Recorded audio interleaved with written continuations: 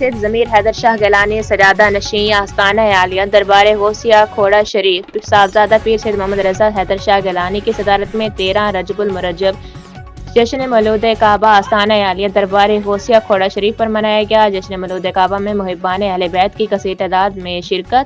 जश्न की खुशी में केक काटा गया और लंगर तकसीम किया गया।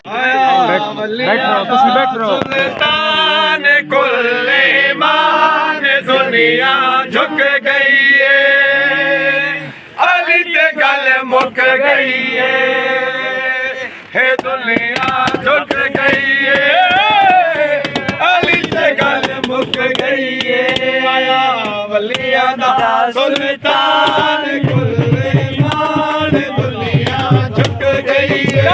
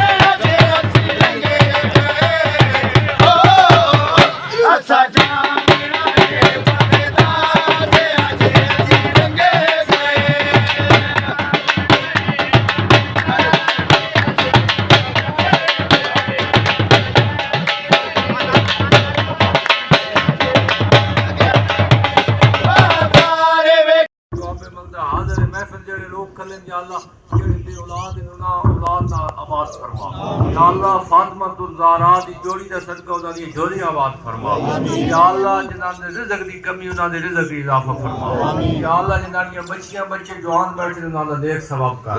या अल्लाह जिन्हां दे हर किस्म दे काम में रुकावट दूर फरमा। बच्चियां बच्चे दे लेख जेड़े हैं या अल्लाह बंदे ना खोल उन्हां दे लेख नसीब फरमा। रिज़्क़ दे हिदायत दे।